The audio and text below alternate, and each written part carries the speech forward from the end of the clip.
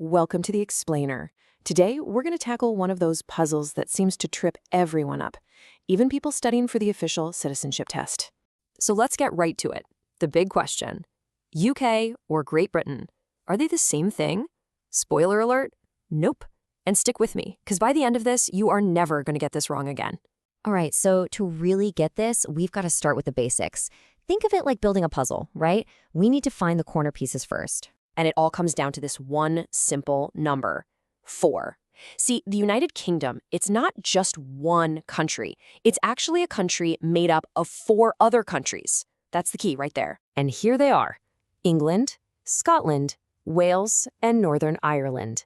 Now, each of these places has its own unique vibe, its own history, but they've all come together to form this one political unit we call the UK. All right, so you've got those 4 countries locked in your head. Good, because now we can get to the main event. This is where things get a little tricky, where geography and politics start to overlap. First up, let's talk about Great Britain. The most important thing to remember here is that this is a geographical term. We're talking about an island, a literal piece of land you can see on a map. And on that island, you'll find 3 of those 4 countries we just mentioned: England, Scotland, and Wales. Okay, and this is where it all clicks into place. The United Kingdom isn't a geographical thing, it's a political thing. It's a country.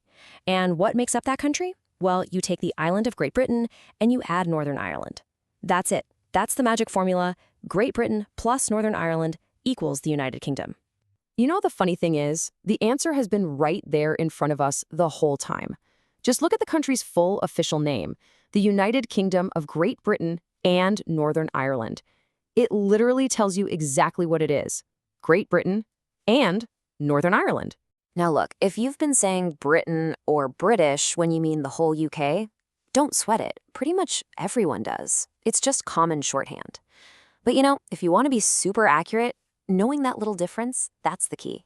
But wait, just when you thought we had the puzzle solved, turns out there are a few extra pieces lying around the box.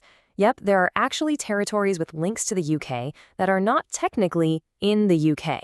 Kind of like an extended family. So first you've got what are called the Crown dependencies. Think of places like the Isle of Man or Jersey and Guernsey and the Channel Islands. Now these are interesting. They're pretty much self-governing. They have their own laws, their own governments, but they have this special tie to the British Crown. But here's the crucial bit: they are not part of the UK. And then there's another group, the British Overseas Territories. We're talking about places all over the world, like the Falkland Islands or St. Helena. And just like the Crown dependencies, they have this constitutional link to the UK. But again, and this is the important part, they are not part of the UK itself. Okay, so we have 4 countries, plus this whole extended family of territories, which probably has you wondering, how on earth is all of this governed? Like, who's in charge? Well, the main answer is the UK Parliament, which sits in Westminster in London. This is the big one. It's the central government that makes laws for the entire United Kingdom, all 4 of these countries. But it's not quite that straightforward. To make sure local issues are handled by local people, some of the power has been, well, devolved. It's been handed down to the individual countries. This lets them take care of stuff like their own healthcare and education systems. And this shows you how that works. Scotland has its own parliament, Wales has the Synod, and Northern Ireland has its assembly. They all manage their own regional affairs. But what about England? Well, here's a fun fact for you. England doesn't have its own separate parliament. All of its laws are handled directly by the main UK parliament.